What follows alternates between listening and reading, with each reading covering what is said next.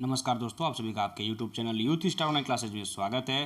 तो दोस्तों, आज हम लोग सामान्य ज्ञान का तीसरा सेट सॉल्व करेंगे, जो कि आपके यूपी ट्रिपल एससी लेखपाल जिसका कि एग्ज़ाम 31 जुलाई को होने वाला है, और रेलवे ग्रुप डी जिसका एग्ज़ाम 17 अगस्त से स्टार्ट होगा। इन दोनों परीक्षाओं के लिए ये वीडियो बहुत ही महत्वपूर्ण होने वाला है। चलिए स्टार्ट करते हैं, देखते हैं सामान्य ज्ञान के 25 अति महत्वपूर्ण प्रश्नों को।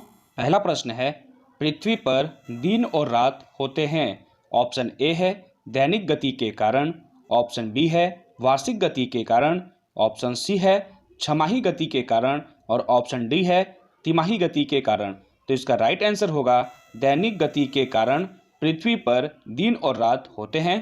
प्रश्न संख्या 2 है, सबसे बड़ा ग्रह है।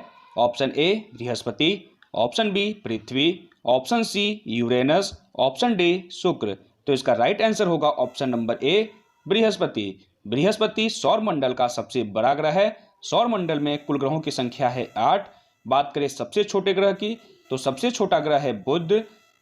बात करें अगर पृथ्वी की, तो पृथ्वी सौर मंडल का एकमात्र ऐसा ग्रह है जिस पे जीवन पाया जाता है, और जीवन के लिए आवश्यक ऑक्सीजन और जल की उपलब्धता एकमात्र पृथ्वी पर ही है, और पृथ्वी को नीला ग्रह कहते हैं।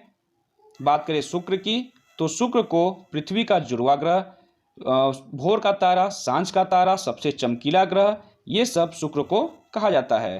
प्रश्न संख्या 3 है, सबसे छोटा ग्रह है। तो सबसे छोटा ग्रह जो है वो बुध है। अभी मैंने आपको पीछे बताया था कि सबसे छोटा ग्रह बुध को कहा जाता है। प्रश्न संख्या 4 है, अगुलहास धारा किस महासागर में बनती है।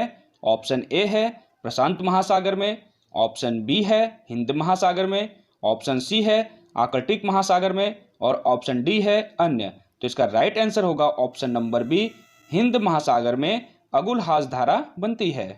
प्रश्न संख्या 5 है, पृथ्वी का सबसे भीतर वाला भाग क्रोड किसका बना होता है। तो आप जान गए होंगे कि जो पृथ्वी की सबसे अंदर वाला भाग होता है उसको क्रोड कहते हैं।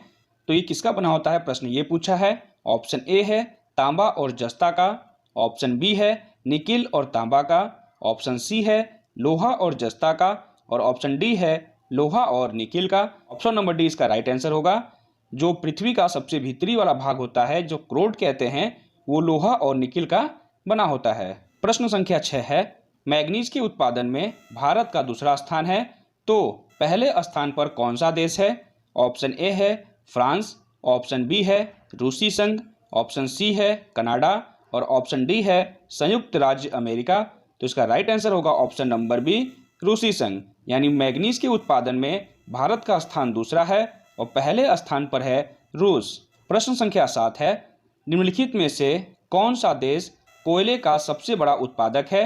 ऑप्शन ए है ब्राजील, ऑप्शन बी है भारत, ऑप्शन सी है अमेरिका, और ऑप्शन डी है चीन। तो इसका राइट आंसर होगा ऑप्शन नंबर सी, अमेरिका। यानी कि अमेरिका कोयले का सबसे बड़ा उत्पादक है। प्रश्न संख्या 8 है, इनमें किसको जापान का मैनचेस्टर कहा जाता है। Option A Osaka, option B Tokyo, option C Nagasaki, option D Yokohama. तो इसका राइट आंसर होगा ऑप्शन नंबर ए, ओसाका को जापान का मैनचेस्टर कहा जाता है। प्रश्न संख्या 9 है, भारत के स्वतंत्रता संघर्ष के दौरान डेक्कन एजुकेशनल सोसाइटी नामक संस्था की स्थापना किसने की थी। ऑप्शन ए जवाहरलाल नेहरू ने, ऑप्शन बी रविंद्रनाथ टैगोर ने, ऑप्शन सी बाल गंगाधर तिलक ने, ऑप्शन डी उमेश चंद्र बनर्जी ने। तो इसका राइट आंसर होगा ऑप्शन नंबर सी, बाल गंगाधर तिलक ने स्वतंत्रता संघर्ष के दौरान डेक्कन एजुकेशनल सोसाइटी नामक संस्था की स्थापना की थी। प्रश्न संख्या 10 है, 1857 के गदर के समय भारत का गवर्नर जनरल कौन था। ऑप्शन ए है लॉर्ड कैनिंग, ऑप्शन बी है नील आर्मस्ट्रांग, ऑप्शन सी है जॉन मथाई, और ऑप्शन डी है अन्य। तो इसका राइट आंसर होगा ऑप्शन नंबर ए, लॉर्ड कैनिंग। यानी कि 1857 के स्वतंत्रता संग्राम के दौरान भारत का गवर्नर जनरल लॉर्ड कैनिंग था। प्रश्न संख्या 11 है, भारत भारतीयों के लिए ये नारा किस संस्थान ने दिया था। ऑप्शन ए है अशासकीय संस्था, ऑप्शन बी है आर्य समाज ने, ऑप्शन सी ब्रह्म समाज ने, ऑप्शन डी है अन्य ने। तो इसका राइट आंसर होगा आर्य समाज ने। यानी कि आर्य समाज की ही ये नारा है भारत भारतीयों के लिए। प्रश्न संख्या 12 है, विंध्याचल और सतपुड़ा पहाड़ियों के बीच से होकर बहने वाली नदी कौन सी है। ऑप्शन ए है नर्मदा, ऑप्शन बी है सिंधु नदी, ऑप्शन सी है कोसी नदी और ऑप्शन डी है गोदावरी नदी। तो इसका राइट आंसर होगा ऑप्शन नंबर ए नर्मदा नदी, यानी नर्मदा विंध्याचल और सतपुड़ा पहाड़ियों के बीच से होकर बहने वाली नदी है। प्रश्न संख्या 13 है, इन्वेस्टर प्रोटेक्शन फंड किस संस्थान ने स्थापित किया है? ऑप्शन ए है पूंजी मुद्दे ने, ऑप्शन बी है DLF ने, ऑप्शन सी है सेबी ने और ऑप्शन डी है अन्य ने। तो इसका राइट आंसर होगा ऑप्शन नंबर सी सेबी ने, यानी कि इन्वेस्टर प्रोटेक्शन फंड सेबी ने स्थापित किया है। प्रश्न संख्या 14 है, कुंडापुर एवं करवार कक्ष वनस्पति स्थान कहाँ स्थित है? ऑप्शन ए है केरल में, ऑप्शन बी है कर्नाटक में, ऑप्शन सी है तमिलनाडु में और ऑप्शन डी है त्रिपुरा में। तो इसका राइट आंसर होगा ऑप्शन नंबर बी कर्नाटक में, यानी कि कुंडापुर एवं करवार कक्ष वनस्पति जो है वो कर्नाटक राज्य में स्थित है।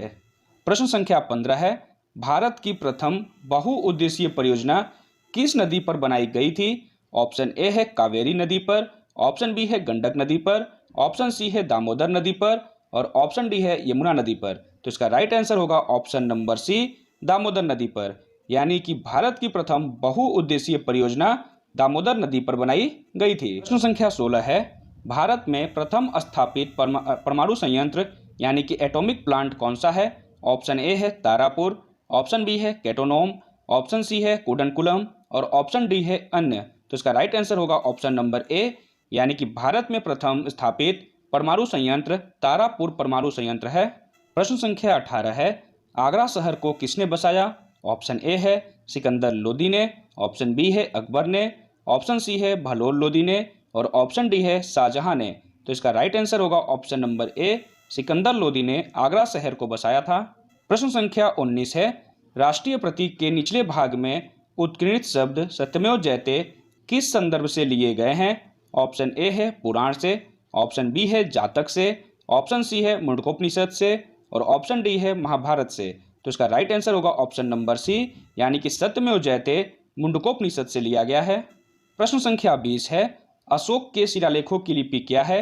ऑप्शन ए है गुरुमुखी लिपि, ऑप्शन बी है ब्राह्मणी लिपि, ऑप्शन सी है देवनागरी लिपि और ऑप्शन डी है हायरोग्लाइफिक्स। तो इसका राइट आंसर होगा ऑप्शन नंबर बी ब्राह्मणी लिपि, यानी अशोक के शिलालेखों की लिपि ब्राह्मणी लिपि है। प्रश्न संख्या 21 है, बिहू निम्नलिखित में से किसका लोकप्रिय उत्सव है? ऑप्शन ए है असम का, ऑप्शन बी है उड़ीसा का, ऑप्शन सी है बिहार का, ऑप्शन डी है बंगाल का। तो इसका राइट आंसर होगा ऑप्शन नंबर ए, बिहू जो है ये असम का लोकप्रिय उत्सव है। प्रश्न संख्या 22 है, विवेकानंद रॉक मेमोरियल कहाँ पर स्थित है? ऑप्शन ए है अंडमान निकोबार में, ऑप्शन डी है लक्षद्वीप में, ऑप्शन सी है केरल में और ऑप्शन डी है तमिलनाडु में। तो इसका राइट आंसर होगा ऑप्शन नंबर डी तमिलनाडु, यानी कि विवेकानंद रॉक मेमोरियल जो कि स्वामी विवेकानंद को समर्पित है ये तमिलनाडु के कन्याकुमारी में स्थित है। प्रश्न संख्या 23 है, महात्मा गांधी को राष्ट्रपिता के रूप में उल्लेख सबसे पहले किसने किया था? ऑप्शन ए है सुभाष चंद्र बोस ने, ऑप्शन बी है जवाहरलाल नेहरू ने, ऑप्शन सी है वल्लभ भाई पटेल ने, ऑप्शन डी है इनमें से कोई नहीं। तो इसका राइट आंसर होगा ऑप्शन नंबर ए, सुभाष चंद्र बोस ने सबसे पहले महात्मा गांधी को राष्ट्रपिता कहा था।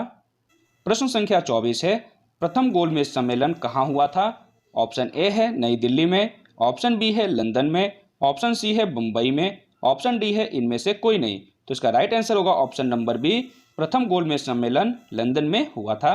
प्रश्न संख्या 25 है, देश का लौह पुरुष किसे कहा जाता है? ऑप्शन ए सरदार वल्लभ भाई पटेल को, ऑप्शन बी पंडित जवाहरलाल नेहरू को, ऑप्शन सी महात्मा गांधी को, ऑप्शन डी लोकमान्य तिलक को। तो इसका राइट आंसर होगा ऑप्शन नंबर ए, सरदार वल्लभ भाई पटेल को भारत का लौह पुरुष कहा जाता है। जवाहरलाल नेहरू को चाचा की उपाधि दी गई है, चाचा कहते हैं बच्चे को, महात्मा गांधी को राष्ट्रपिता। तो इस वीडियो को यहीं समाप्त करते हैं। 25 प्रश्न कंप्लीट हुए।